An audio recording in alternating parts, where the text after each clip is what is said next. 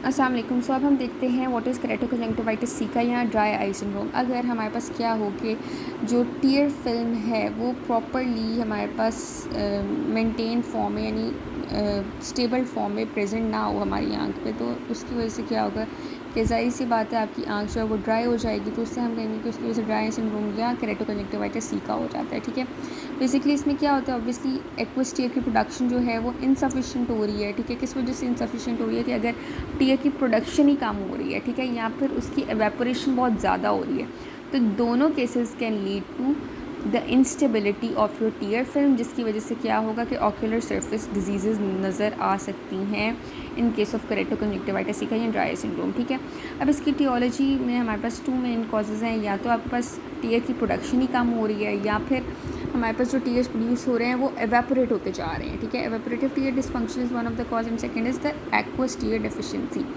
यानी टीयर की प्रोडक्शन ही कम हो रही है और दूसरा टीयर्स जो है एक्सेसिवली एवेपोरेट कर रहे हैं। तो ये दो कॉजेज़ की वजह से आपके पास ड्राई सिंड्रोम या केराटोकंजंक्टिवाइटिस का हो सकता है। सबसे पहले हम देखते हैं एक्वस टीयर की डेफिशिएंसी यानी टीयर की प्रोडक्शन कम हो रही है वो क्यों होती है। तो एक कॉज है इसकी प्योर केराटोकंजंक्टिवाइटिस सी का, यानी लैक्रिमल ग्लैंड सिर्फ अकेले ही इसमें इन्वॉल्व होते हैं प्योर केराटोकंजंक्टिवाइटिस सी का में, जिसकी वजह से हमारे पास केराटोकंजंक्टिवाइटिस सी का हो सकता है और ड्राई सिंड्रोम हो सकता है। ठीक है, अब प्योर केराटोकंजंक्टिवाइटिस सी का जिसमें आपके पास लैक्रिमल ग्लैंड्स अकेले इन्वॉल्व हो रहे होते हैं, उसकी क्या क्या कॉजेज़ हो सकते हैं कि अगर हमारे पास कंजेनिटली ए लैक्रीमिया है, कंजेनिटली ही आपके पास लैक्रिमल ग्लैंड्स एब्सेंट है, तो इसकी वजह से हमारे पास प्योर केराटोकंजंक्टिवाइटिस सी का हो सकता है। ठीक है, या फिर अगर आपके पास कंजेंटली एलेक्रीमा अगर कंजेंटल एलेक्रीमा का मतलब ये है कि अगर कंजेनिटली ही आपकी लैक्रिमल ग्लैंड से सिक्रीशंस नहीं प्रोड्यूस हो रही, तो उसकी वजह से आपको प्योर केराटोकंजंक्टिवाइटिस सी का हो सकता है, जिसकी वजह से ड्राई सिंड्रोम या केराटोकंजंक्टिवाइटिस सी का हो सकता है। इसी तरह सेकंड लिखा हुआ है डेनर्वेशन हाइपोसेक्रीशन, यानी अगर सप्लाई ही नहीं जा रही properly lacrimal glands from the trigeminal ganglion, in case अगर ट्राइजेमिनल गैंग्लियन की सर्जरी कर दी जाए तो फिर ट्राइजेमिनल गैंग्लियन से जो नर्व्स निकल रही हैं वो प्रॉपर्ली जब लैक्रिमल ग्लैंड को सप्लाई ही नहीं कर रही होती, तो लैक्रिमल ग्लैंड्स कम सिक्रीट करते हैं, जिसकी वजह से प्योर केराटोकंजंक्टिवाइटिस सी का होता है एंड दैट कॉजेज केराटोकंजंक्टिवाइटिस सी का या ड्राई सिंड्रोम। और थर्ड कॉज जो है प्योर केराटोकंजंक्टिवाइटिस सी का की दैट इज़ इडियोपैथिक हाइपोसेक्रीशन, यानी अननोन कॉज की वजह से अगर वैसे ही लैक्रिमल ग्लैंड्स कम जो हैं वो सिक्रीट कर रहे हैं, तो उसकी वजह से भी हमारे पास ड्राई सिंड्रोम या केराटोकंजंक्टिवाइटिस सी का हो सकता है। इसके अलावा सेकंड जो कॉज है डिक्रीज प्रोडक्शन ऑफ टीयर्स की, या आप कह सकते हैं एक्वस टीयर डेफिशिएंसी की, दैट इज़ प्राइमरी शॉगरेन सिंड्रोम, यानी ऑटोइम्यून डिसऑर्डर ऑब्वियसली, लेकिन इसमें ना आपके पास सिस्टेमिक एसोसिएशन नहीं होती। इसमें लैक्रिमल ग्लैंड्स और जो आपके स्लाइवरी ग्लैंड्स उनकी डिस्ट्रक्शन तो होती है, लिम्फोसाइटिक इन्फ्लेमेशन भी होती है, लेकिन इसमें सिस्टेमिक एसोसिएशन नहीं होती। ठीक है, आपके ग्लैंड्स के साथ सिस्टेमिक एसोसिएशन नहीं होती। ड्राई आई जो है वो आपके ड्राई माउथ या ज़ीरोस्टोमिया जिसे आप कह सकते हैं उसके साथ एसोसिएटेड होता है, कोई सिस्टेमिक एसोसिएशन नहीं होती। लेकिन वेयर एज अगर आप देखें जो एक और कॉज है सेकेंडरी शॉगरेन सिंड्रोम, क्योंकि ये भी आपके पास ड्राई आई सिंड्रोम या केराटोकंजंक्टिवाइटिस सी का कॉज करता है। इस केस में आपके पास सिस्टेमिक एसोसिएशन होती है, हालांकि ये भी ऑटोइम्यून डिसऑर्डर है, लेकिन यहाँ पे सिस्टेमिक एसोसिएशन होती है। और इसमें आपके पास हमने लिखा हुआ है कि जैसे रूमेटाइड आर्थराइटिस का केस है या सिस्टेमिक ल्यूमस एरिथेमेटोसिस का केस है, तो ये सारे सेकेंडरी शॉगरेन सिंड्रोम की कैटेगरी में आते हैं। नॉन शॉगरेन सिंड्रोम जो है इसमें क्या होता है कि अगर नॉन ऑटोइम्यून डिसऑर्डर्स की वजह से ड्राई आई हो, that is non Sjogren syndrome. ठीक है, it leads to dry syndrome या केराटोकंजंक्टिवाइटिस का। इसकी उन्होंने कुछ वजह लिखी हुई है कि अगर ट्रॉमा की वजह से आपके पास like chemical thermal radiational trauma हो गया, उसकी वजह से नॉन शॉगरेन सिंड्रोम हो गया। ठीक है, या इन्फेक्शन जैसे कि ट्रिकोमा की वजह से, या इन्फ्लेमेशन लाइक सार्कोइडोसिस या थायराइड ऑप्थेल्मोपैथी की वजह से, या हाइपर सेंसिटिविटी जिसमें स्टीवेंस जॉनसन सिंड्रोम आ जाए, या कुछ ट्यूमर्स है like benign malignant growths of lacrimal gland, या कुछ सेकेंडरीज है लाइक ल्यूकीमिया लिम्फोमा, इनकी वजह से अगर हमारे पास ड्राई हो by these non autoimmune disorders, ठीक है, तो यानी नॉन शॉगरेन सिंड्रोम की वजह से भी हमारे पास फिर क्या होगा, ड्राई सिंड्रोम या केराटोकंजंक्टिवाइटिस का। ठीक है, अब नेक्स्ट है हमारे पास नेक्स्ट कॉज। ब्रॉडली हमने ये देख लिया था कि डिक्रीज टीयर प्रोडक्शन या एक्वस टीयर डेफिशिएंसी की वजह से कौन कौन सी कैटेगरीज आ रही हैं जो कि हमारे पास ड्राई सिंड्रोम कॉज कर रही हैं। अब हम सेकेंडली देखते हैं कि अगर हमारे पास एवेपोरेशन ज़्यादा हो रही है टीयर्स की तो उसकी वजह से क्या होगा। तो एवेपोरेशन तब होगी टीयर्स की ज़्यादा अगर मेबोमियन ग्लैंड में कोई डिसफंक्शन आ जाता है, ठीक है। आपको पता है कि जो मेबोमियन ग्लैंड्स हैं वो हमारे पास फैटी लेयर सेक्रीट करते हैं आपकी टीयर फिल्म में। यहाँ पे आपने देखा था कि ये है आपकी टीयर फिल्म, ठीक है। इसमें ये आउटरमोस्ट लेयर थी, that was the lipid layer, ठीक है। और ये लिपिड सेक्रीट हो रहे थे from this Meibomian glands and glands of lease. अब मेबोमियन ग्लैंड का अगर डिसफंक्शन हो जाए तो लिपिड लेयर तो सेक्रीट ही नहीं होगा, ठीक है। उसके नीचे ही बिल्कुल आपकी एक्वस लेयर है टीयर फिल्म में, ठीक है। और aqueous layer lacrimal gland secrete करती है, ठीक है। अब एक्वस लेयर जो कि बहुत आपकी थिकेस्ट लेयर है टीयर फिल्म की, ठीक है। This is also the intermediate layer, ठीक है। तो ये जब एक्सपोज हो जाएगी, जब लिपिड्स ही नहीं बन रहे फ्रॉम मेबोमियन ग्लैंड, तो ये लेयर फिर एक्सपोज हो जाएगी और ये क्या करेगी कि एवेपोरेट कर जाएगी, ठीक है। इस तरह से जब एवेपोरेशन इंक्रीज़ होगी तो उसकी वजह से टीयर फिल्म अनस्टेबल हो जाएगा, ठीक है। और हमारे पास ड्राई सिंड्रोम या ड्राई सिंड्रोम या केराटोकंजंक्टिवाइटिस का हो सकता है, ठीक है। अब इसके कुछ क्लिनिकल फीचर्स हम वो देखते हैं, लाइक इरिटेशन हो सकती है पेशेंट को, ठीक है। ड्राइनेस हो सकती है, बर्निंग हो सकती है, फॉरेन बॉडी सेंसेशन हो सकती है जो कि सन में जाने से या धूप में जाने से जो है वो वर्सन कर जाता है। इसी तरह विंड में या हॉट क्लाइमेट में जाने से वो वर्स कर जाती है कंडीशन, ठीक है, फॉरेन बॉडी सेंसेशन की और बाकी भी ये जितनी भी इरिटेशन बर्निंग वगैरह है या ड्राइनेस से, ठीक है। इसके अलावा पेशेंट कंप्लेन करेगा with photophobia due to punctate epithelial keratopathy, ठीक है। और क्या होगा कि स्ट्रिंगी म्यूकस डिस्चार्ज हो रहा होगा पेशेंट की आंख से, ठीक है। ब्लरिंग ऑफ विजन होगी उसकी वजह से। और पेशेंट कहेगा कि मुझे जो पेन है ना वो ब्लिंक करते हुए ज़्यादा होना शुरू हो जाती है। जैसे ही मैं आंखों को ब्लिंक करता हूँ तो मुझे मेरी पेन में सुवेरिटी मुझे फील होती है, ठीक है। अब ऐसा क्यों है? ऐसा इस वजह से है क्योंकि कॉर्नियल एपिथेलियल फिलामेंट्स जो हैं वो इसकी आंख में प्रेजेंट हैं। कुछ इस तरह से आपको डायग्राम में कॉर्नियल एपिथेलियल फिलामेंट्स नज़र आ रहे हैं। इनको रोज़ बेंगल स्टेन से स्टेन किया गया है, ठीक है। और ये आपको नज़र आ रहे हैं कॉर्नियल फिलामेंट्स। तो ये जो कॉर्नियल फिलामेंट्स है ना, इसकी वजह से हमारे पास क्या होता है कि जैसे ही पेशेंट अपनी आंखों को ब्लिंक करता है तो उसकी आंखों में उसको दर्द जो है वो ज़्यादा होना शुरू हो जाती है, ठीक है।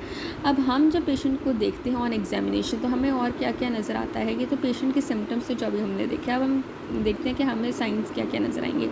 एक तो हमें पेशेंट की आंख में पोस्टीरियर ब्लेफराइटिस नज़र आएगा, ठीक है, जो कि मेबोमियन ग्लैंड के डिसफंक्शन की वजह से ऑफनली प्रेजेंट होता है, ठीक है। इसके अलावा आपको जो टीयर्स का वॉल्यूम है ना वो थोड़ा कम मिलेगा in the marginal tear strip, ठीक है।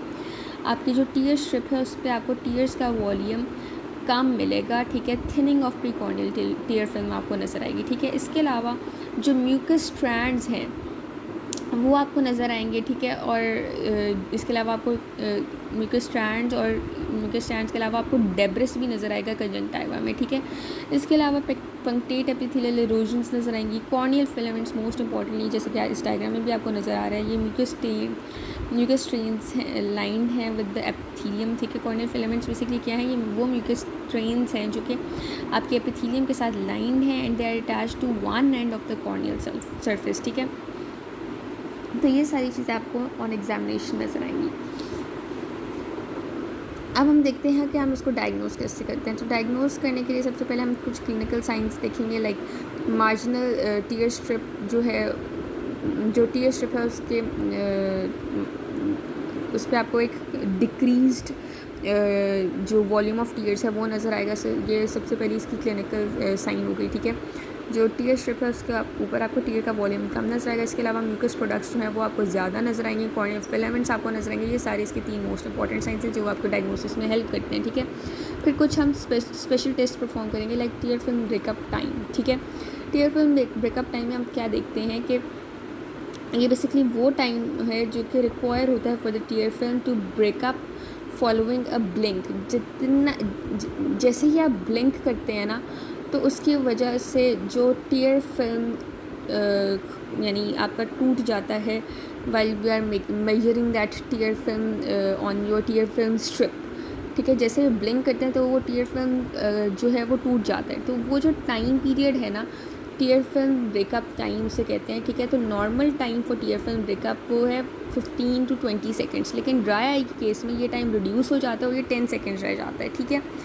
सो स्पेशल टेस्ट में सबसे पहला था टीयर फिल्म ब्रेकअप टाइम, ठीक है। उसके बाद है एपिथेलियल स्टेनिंग। एपिथेलियल स्टेनिंग में हम सबसे पहले फ्लोरेसेंस यूज़ कर सकते हैं, ठीक है, और इसके ज़रिए हम कॉर्निया और कंजंक्टिवा की एपिथेलियम को स्टेन कर सकते हैं। इसके अलावा रोज़ बेंगल स्टेन हम यूज़ करते हैं माइल्ड केसेस में, ठीक है।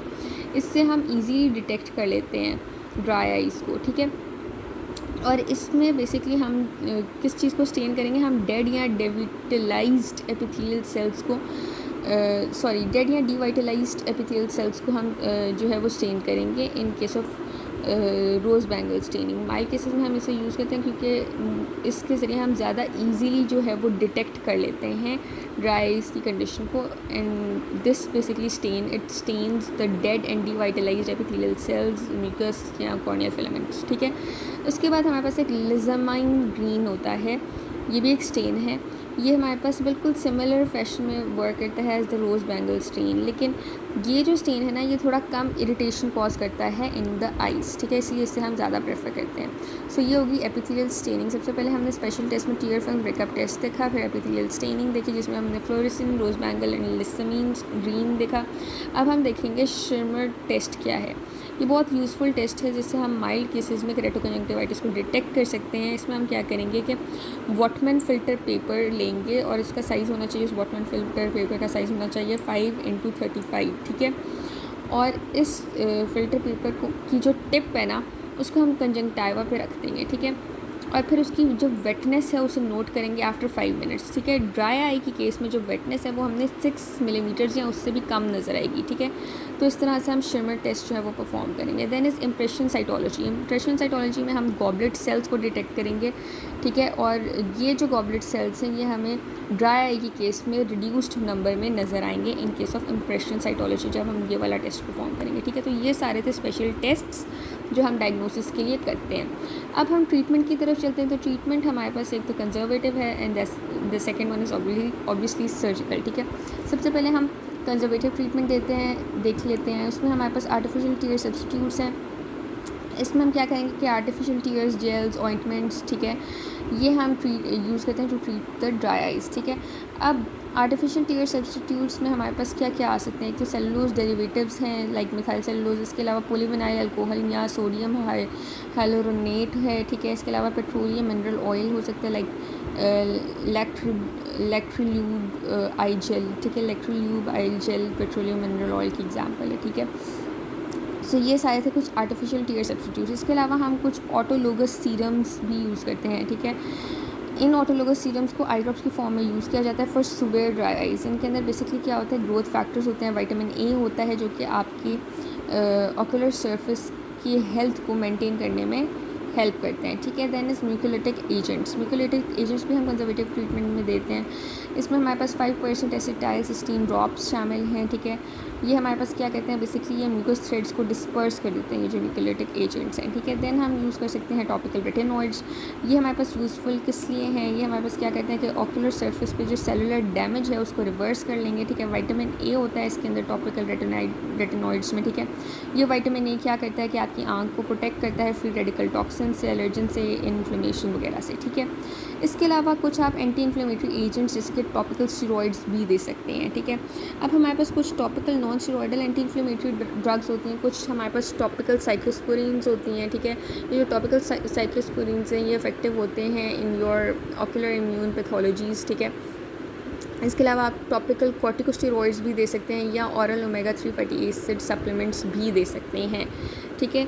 तो ये से आपके एंटी इन्फ्लेमेटरी ड्रग्स। और आप क्या दे सकते हैं कंजर्वेटिव ट्रीटमेंट में, सॉफ्ट कॉन्टैक्ट लेंसेज भी दे सकते हैं पेशेंट को, ठीक है। ये सॉफ्ट कॉन्टैक्ट लेंसेज क्या करेंगे कि आपकी जो फ्लूइड है आपके लेंस के पीछे उसको ये ट्रैप करेगा, ठीक है। इससे क्या होगा कि जितने भी आपके कॉर्नियल चेंजेस के सिम्टम्स हैं वो ख़त्म हो जाएंगे, ठीक है।